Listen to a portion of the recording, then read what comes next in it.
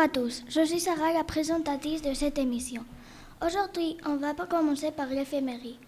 Après, on a un reportage sur une île isolée du monde. Nous continuerons par une poésie sur les vers de CM1, Elisa et Pablo. Ensuite, une interview d'Israël, puis les virlangues, une interview du professeur de programmation et pour finir, un micro-trottoir sur le temps passé devant les écrans. Bonjour, comment ça va?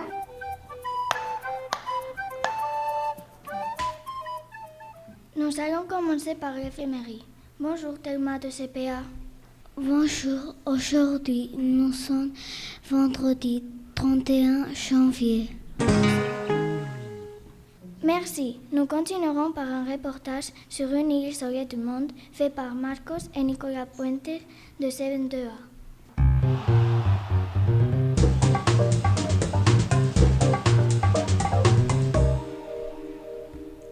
L'île de Sentinelle du Nord. Sentinelle du Nord est située dans l'océan Indien, dans l'archipel des îles Andaman. L'île mesure 72 km². Elle est peuplée depuis 60 000 ans. Elle n'a pas de contact avec le monde extérieur pour préserver sa pureté et ses coutumes. Après le terrible tsunami de 2004, des avions et des hélicoptères ont survolé Sentinelle du Nord pour voir si la catastrophe avait affecté ses habitants. Les habitants ont lancé des lances sur les avions. Le contact avec des étrangers pourrait également leur être fatal. Un homme voulait aller dans l'île, mais il ne pouvait pas car il allait tuer toute l'île. Mais sans faire attention, et il est allé. Ceux de l'île l'ont dit qu'il part, mais il ne voulait pas. Alors ils ont lancé une lance et il est mort. Très intéressant. Nous continuerons par une interview d'Israël, faite par Roman et Jimena Martinez de CM2A et B. Bonjour à tous, on va faire des questions à Israël. Bonjour Israël. Bonjour les filles, ça va? Oui. Pourquoi es-tu venu dans notre école?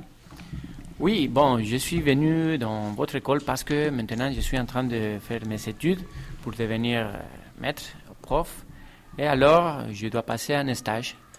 Et bon, j'ai choisi cette école, ils m'ont accepté parce que je viens d'habiter dans certains pays francophones dans les dernières années et j'étais vraiment intéressé à faire le stage dans le lycée français pour continuer un peu avec la langue française et la culture française que j'aime beaucoup. Et voilà. Merci. Pourquoi veux-tu être maître? Parce que, bon, j'ai décidé ça fait déjà quelques années. Et jusqu'à j'ai eu l'opportunité, ça fait quelques années que j'ai eu l'opportunité de commencer à faire les études et de changer mon métier pour devenir prof. Et j'ai toujours aimé les enfants, avoir une relation avec les enfants, les écoles, surtout l'école primaire.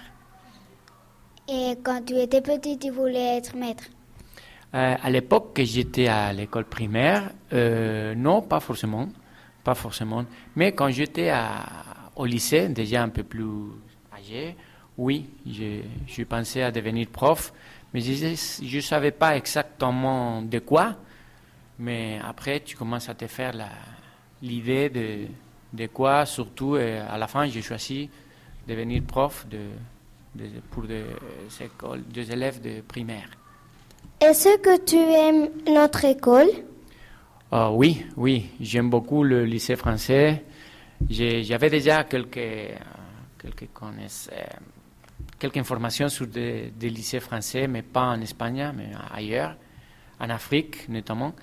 Et j'aimais l'ambiance et j'aimais la façon de travailler. Mais bon, je ne suis pas trop expertise dans des écoles, mais ce que j'ai vu ici, j'aime la façon d'apprendre, et les élèves, les profs, la culture française. J'ai beaucoup aimé. Merci. Au revoir. Ok, merci à vous. Au revoir. Merci beaucoup. Ensuite, les virlangues réalisées par Théo et Carmen de CE2.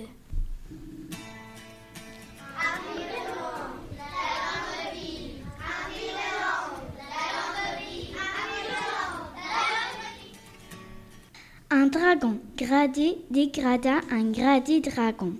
Un dragon gradé dégrada un gradé dragon. Un dragon gradé dégrada un gradé dragon. Un dragon gradé dégrada un gradé dragon. Un plat de blé pilé, un plat de blé pilé, un plat de blé pilé, un plat. Merci. Et nous continuerons par l'interview du professeur de programmation réalisé par Luis et Pablo de CMA. Hola Ricardo, te vamos a hacer una entrevista. Del 1 al 10, ¿cómo puntuarías Scratch, es decir, la programación? Uy, la programación la apunto como un 9. ¿Y el deporte? El deporte un 10, porque el deporte lo veo más importante para todo el mundo. ¿Qué es lo que más te gusta en Scratch? Lo que más me gusta en Scratch, pues que lo hayan hecho fácil para que los niños lo entendáis. ¿Qué te gustaría añadir en Scratch? Más que añadir cosas a Scratch, me gustaría que le quitaran ciertos errores que tiene. De todos los proyectos que has hecho, ¿cuál es el que te ha gustado más?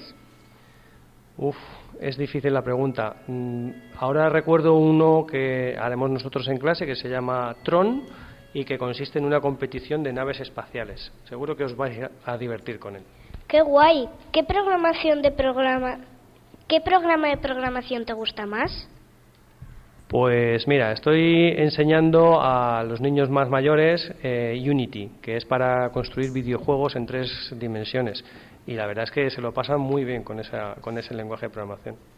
¡Qué guay! Gracias Ricardo. Adiós. Adiós. Et pour finir, un micro-trottoir sur le temps passé devant les écrans, fait par Roman et Analia de CM2A. Bonjour Carlotta. Bonjour. On va te faire des questions. Combien d'écrans tu as dans ta maison? J'ai 4 écrans. Et combien d'écrans tu utilises? 2. D'accord. Et qu'est-ce que tu fais sur tes écrans? Je vois des vidéos et je regarde le blog de classe. D'accord. Et combien de temps tu passes sur tes écrans? 1h30 et si c'est un film, 2 heures. Et dernière question, tu penses que c'est beaucoup de temps ou pas beaucoup de temps? Moi, je pense que c'est un temps normal. D'accord, merci. Merci. Bonjour Paula. Bonjour. Et combien d'écrans tu as dans ta maison? 3. Et combien tu en utilises? 2. D'accord. Et Qu'est-ce que tu fais dans les écrans? Dans un, je vois YouTube et dans l'autre, je vois Netflix. Très bien. Combien de temps tu passes sur tes écrans?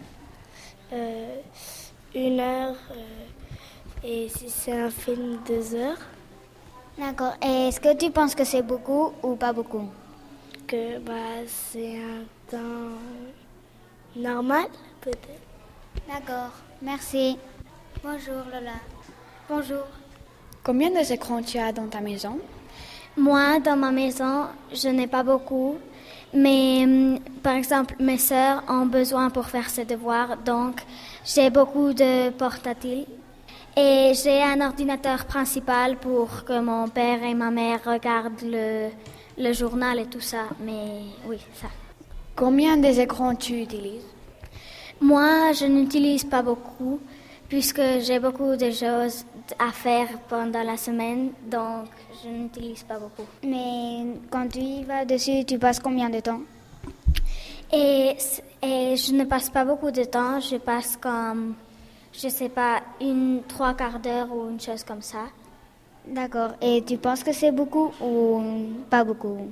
Moi, je pense que c'est bien, puisque je le regarde que les week-ends, donc, et 3/4 d'heure, je pense que c'est bien. D'accord, merci. Bonjour Miguel. Bonjour. Combien d'écrans tu as dans ta maison? 3, Et combien d'écrans tu utilises? 2. Et qu'est-ce que tu fais sur tes écrans? Voir des films. D'accord. Et combien de temps tu passes sur tes écrans? Et 15 minutes. D'accord. Et est-ce que tu penses que c'est beaucoup ou pas beaucoup? Pas beaucoup. D'accord, au revoir. Au revoir. Bonjour Javier. Bonjour. Combien d'écrans tu as dans ta maison? Bah, j'ai 3. Et combien d'écrans tu utilises? Bah, j'ai 3 et j'utilise 2 fois chacun. D'accord. Qu'est-ce que tu fais sur tes écrans? Bah, je vois la télé. Et combien de temps tu passes sur tes écrans? Bah, entre 30 minutes et 45 minutes. Et tu penses que c'est beaucoup ou pas beaucoup? Bon, je crois que c'est bien. D'accord, merci. Au revoir. Au revoir. Très intéressant. Merci pour avoir écouté cette émission. Et avant de vous dire au revoir, écoutons la poésie sur l'hiver de Emma, Elisa et Pablo.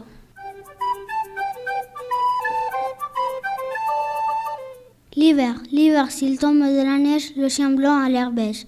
Les arbres seront bientôt touffus comme dans l'été qui n'est plus. Les oiseaux marquent les allées avec leurs pattes étoilées. Aussitôt qu'il fait assez jour, dans les jardins bien vite en court. Notre maman nous sommes mitoufles, même au soleil, la vie souffle. Pour faire un gros bonhomme blanc, tout le monde prend son élan. Après ça, bataille des neiges. On s'agite, on crie, on s'assiège, et puis on rentre les nez bleus pour se sécher autour du feu. Lucie de la rue Mardruche. Merci, au revoir. Au revoir. Au revoir. Au revoir, à bientôt. Radio Kids.